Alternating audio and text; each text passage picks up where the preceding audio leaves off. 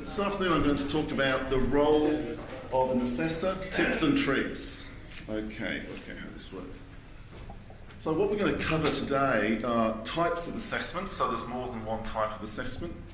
We're going to look at the participants in this assessment process and what their goals are. We're going to look at strategies for working with SFIA, structuring an assessment interview, and also how to manage an assessment interview. So those are the topics that we're going to cover. So just a bit about my background. I cut my teeth as an application developer, implementing systems. My mid-career was as a quality assurance manager, that's where I put on this, and I lost my hair as a resource manager. Okay, and I did that for 10, 15 years, and with nothing else to lose, I now assess people's skills at SFIA. Okay, so there are a number of assessment scenarios. So one kind of assessment is a framework assessment, where you do a self-assessment, come to an interview to have it validated. That might take about an hour. So for an individual and assessing organisational capability. There's a role-based assessment. So if you're working in the New South Wales public sector and you've got focus skills in your role and you're recruiting against that role definition, then you're going to need to make sure that that person has those focus skills before they start work. So you could be assessing skills in an interview context. You could be a professional body who's assessing people certifying their skills, and a component of that is assessing SFIA skills. Or as Steve Woodhouse spoke earlier, ongoing assessment of individual skills after an initial assessment, say after a particular project. I want to know what skills I've developed over that period of time.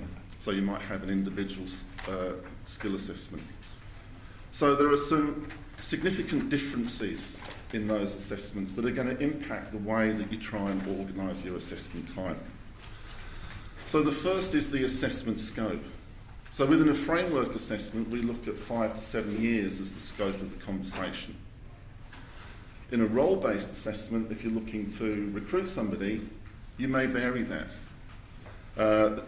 Professional body have different pathways to certification, so the timeframes may vary. And for an individual skill, you might be looking at the last year or two.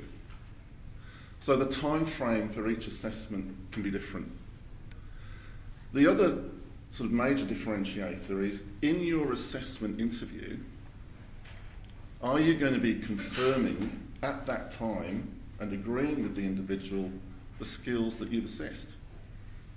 If it's a recruitment interview, you're going to do your interview, you're going to assess the skills afterwards, and the person is going to find out whether they were successful or not. They're not going to get any feedback necessarily unless they ask. Same with a professional body assessment. All these things can be challenged, but as you're going through your assessment process, you may not need to actually confirm the skills that the person's got. You might just be eliciting information. So those couple of things actually make a big difference to the way you organise yourselves. So I just wanted to put that out as the context for assessments, because there are different types. So let's have a look at the participants, a couple of participants. So there's an assessee and an assessor, and there's SFIA. So that's kind of the third person in the room.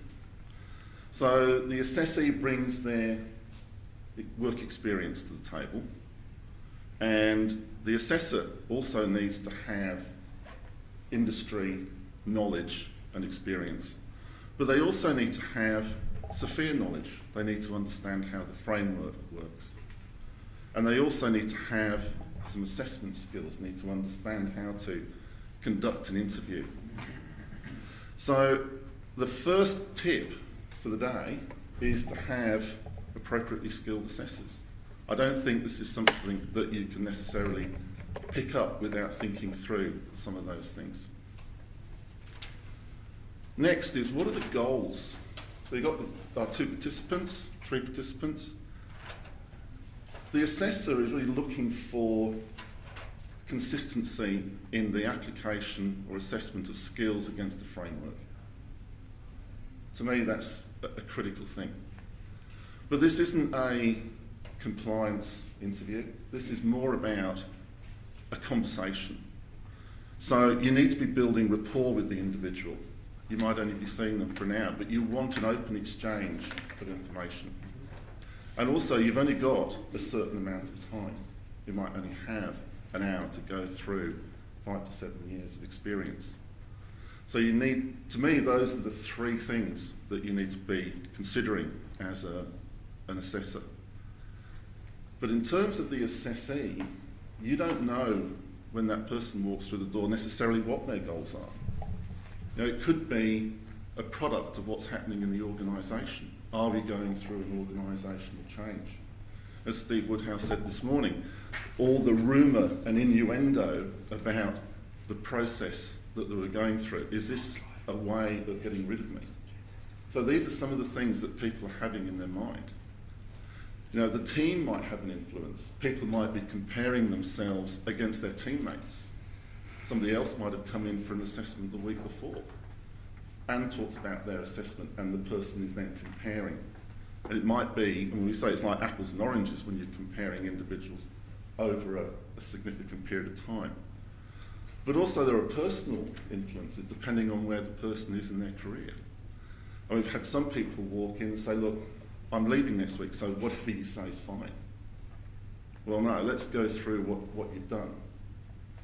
Or there might be people that are saying, well, actually, I know what skills are required in a job that I want to go for in the future, so I'm going to make sure that I have those skills.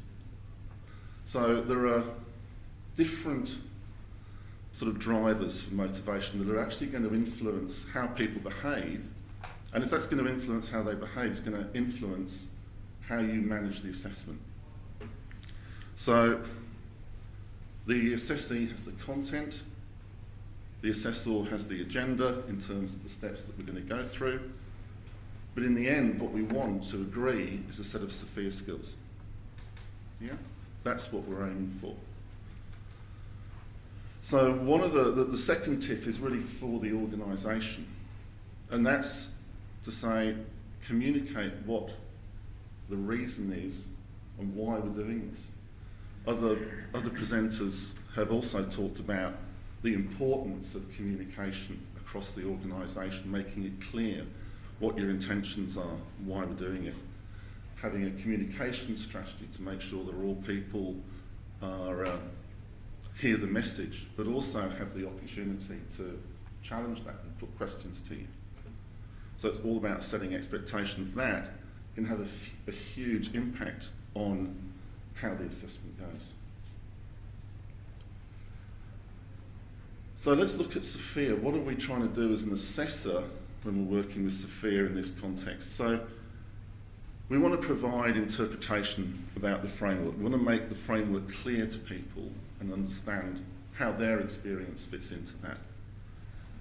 We want to link their experience to the framework. We want to be able to show them that when they're talking about developing software, these are the skills that they're using, and actually tying those two together. And also, you know, one way we can do that is actually to draw on shared models of understanding. So there might be a process model, there might be a management framework that you can draw on that will help explain or find common ground in this sort of explanation process. So the tip here really is as an assessor, what you have in your mind is that you want to help the other person develop their understanding about where their skills fit in with the framework. That's really what you're doing. You want to, in terms of consistency, you want them to be on the same page as you in terms of what they've done and where it fits in with the framework. So to do this, you need to have an agenda. So those people that have, you know, gone through an assessment with me probably recognise that picture. So the first thing we're doing, introductions. So given that you're not sure what frame of mind the individual's in, all the things that are happening in their workplace, you need to put them at ease. And you need to make sure that they're in a good frame of mind to really deliver their best in the time that you've got available.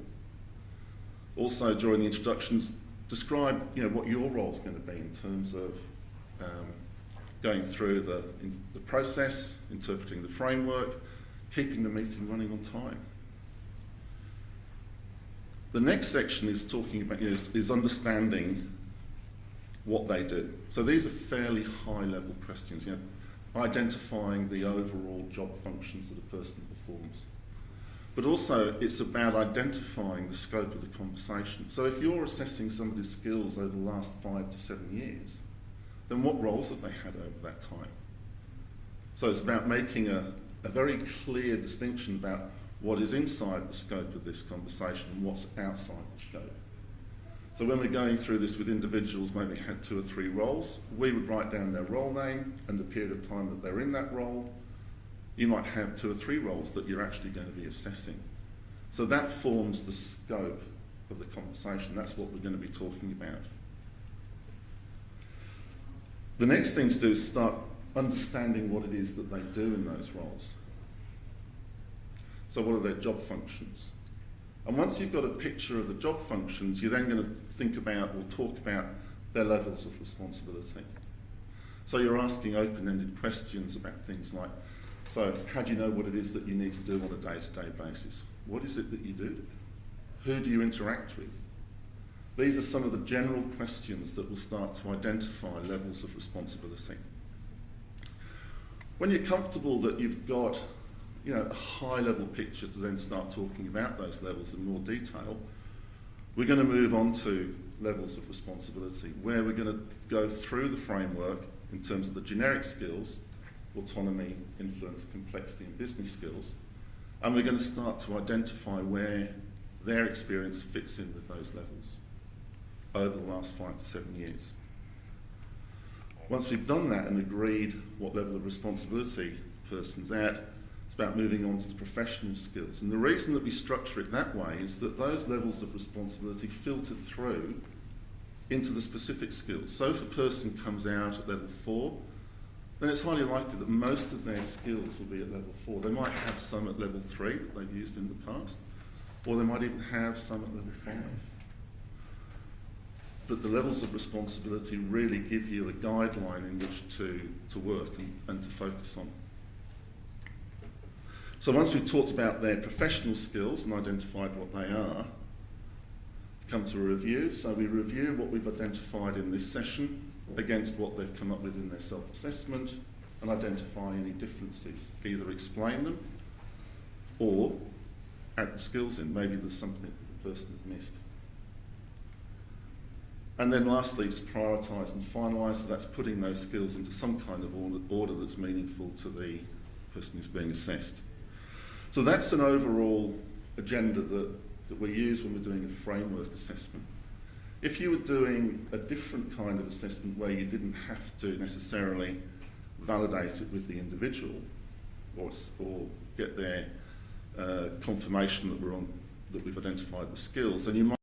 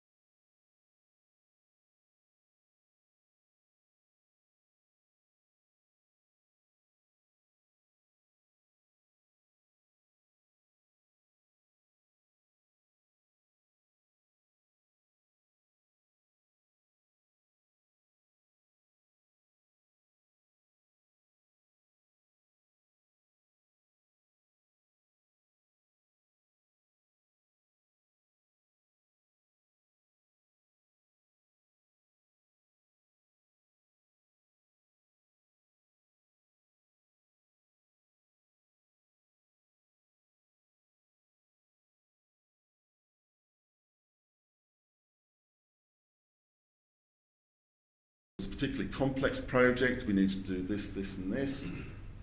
And the result of it was that we got it in on time, everything was fine. So I actually haven't heard what the person's done. That's a kind of, you've heard of the STAR technique where you talk about the situation, the target, the action, and the result.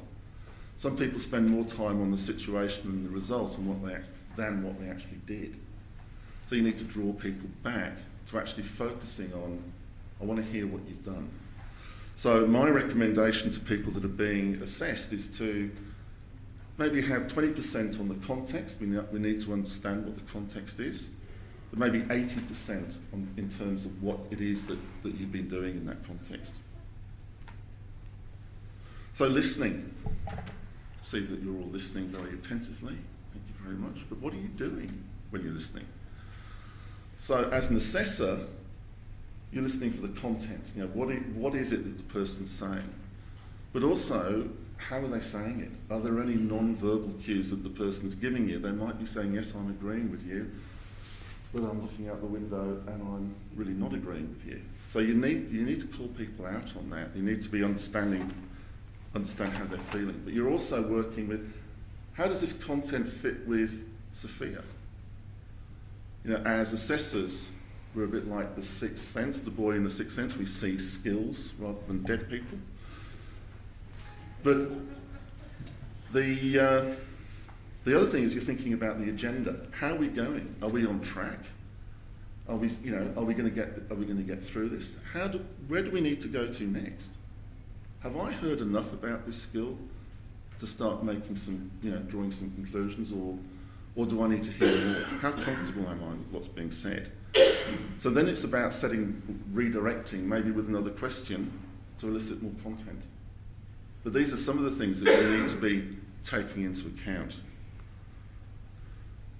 So it's really important to take notes. Isn't it, Henry? I was talking to Henry this morning about an assessment we did last year, and it was the notes were a key thing there. So taking notes is a really good way not only of sort of keeping track of what's been said, but also to demonstrate to the individual that you're actually listening and understanding. So one of the things that I'll be doing during assessment is as I'm taking notes, but then before I move into the professional skill stage, I might go through those notes with the individual and start circling things. So when you were talking about that's actually related to the programming skill. Or you're talking about that was actually release and deployment.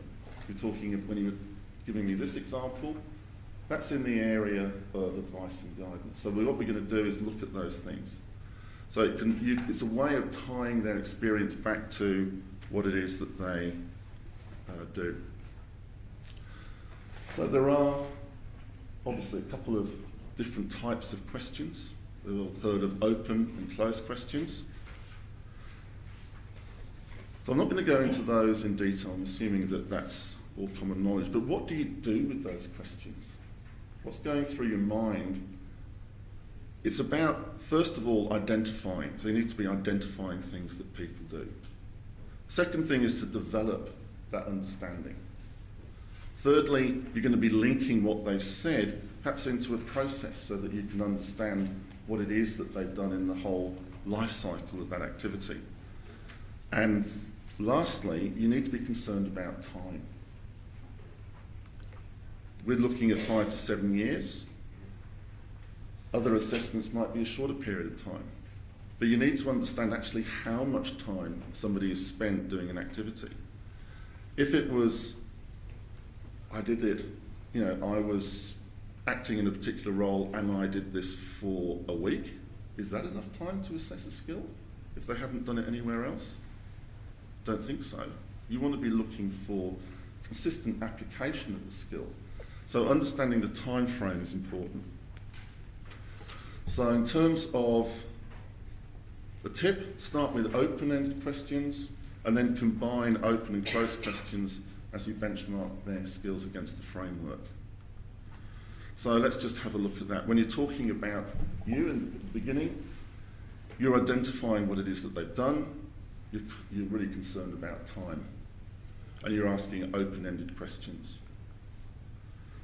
Levels of responsibility, you're starting to develop your understanding and their appreciation of what they do against levels of responsibility, and you might be asking open-ended as well as closed questions. And when you're developing professional skills, as I say, you're developing your understanding, but you're also linking them. So you're a programmer, so what happened after that? Did you do this? What other things did you do in relation to that in the life cycle? So have a checklist of questions and milestones on the agenda so that you know as you're tracking through what are some of the key questions you need to ask and also how you're going in terms of time. Okay, so rapport. So what the first slide, or the first bullet point says is concern for the individual. So when the person walks in, how are you today? It might seem like a general welcoming question. But if the person says, I'm feeling terrible, I've got a cold, do you really want to be here? Can we reschedule? You want the person to not only know that you have some concern for them, but you also want to be, have the person be able to actually participate effectively. So we've talked about listening. We're looking for some of those non-verbal cues. Working through the agenda. So at the beginning of each assessment, I'll be advising the person what the agenda is that we're going to cover. What are we going to cover? How long is it going to take? But also at each of the stages, I might just recap what we've covered, signpost where we're going. So when we're moving from discussing levels of responsibility and moving into professional skills, we're just going to recap what we've talked about and what we're going to do in the next section. And as an assessor, you need to be prepared to answer questions about not only what's happening with SFIA, but also what's happening in the organisation. Why are we doing this is a common question. Or what's in it for me? How can I use this? So you need to be prepared to answer some of those questions. Understand the organisational context for the assessment is an important thing as an assessor. So keeping on track. So watching out for the longer answer, more context and activity, things that are outside the scope. So some of those things you need to be able to politely interrupt and refocus the person's attention on where you need them to go. And lastly, there may be a difference of opinion. So if you're working through levels of responsibility and you're not agreeing on what the levels are going to be, then what are you going to do? You're going to spend a whole hour talking about that? No, you park it and you move on. And then you come back to it at the end of the session to review that. Do we still feel the same now that we've covered off all this additional information?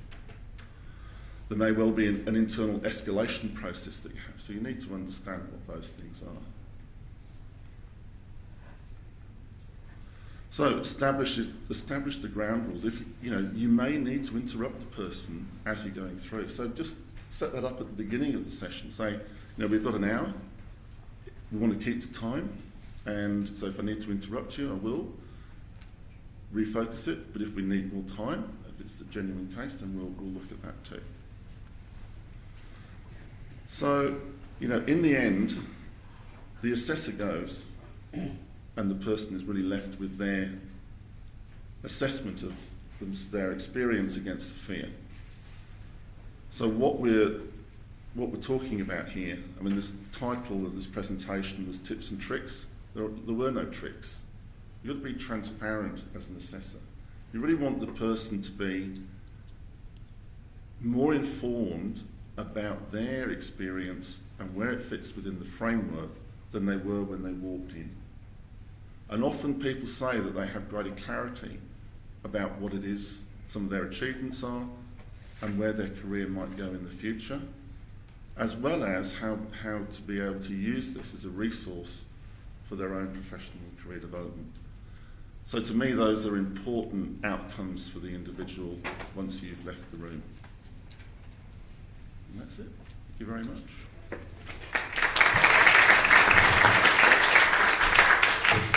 So how are we going for time, Lana? 5 minutes. Any questions? So I'll start Henry. on good presentation. One thing that the other gentleman, Glenn, mentioned in his presentation was to find the I in we. A lot of people who go through assessments are generally quite humble, so they're part of a software development team or, you know, release deployed, whatever it happens to be. So they tend to talk in, we do this, we do that. And I think one of the key things of actually listening is actually finding and understanding what their primary responsibility is. So yes, your team was responsible for, what was your actual role in there? And that really does help with the levels of responsibility.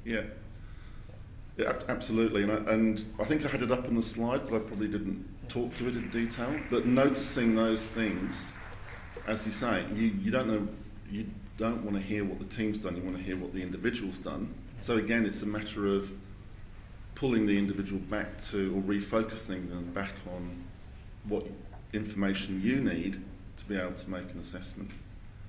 I've also had people talk about, you know, their achievements. Well, that's fantastic, but you also need to think about, well, what did you do to make those achievements?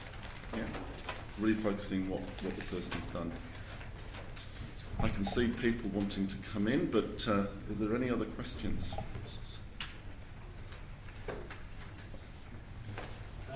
Before you can have this meeting where you have the one-on-one conversation, there would be an assumption that a number of other things have taken place that brought you to the place of being able to have this meeting.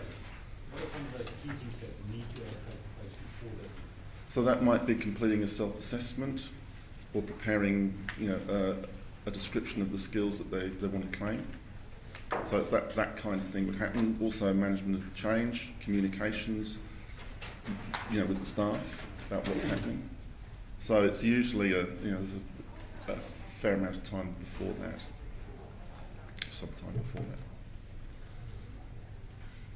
Okay, excellent. Thanks very much.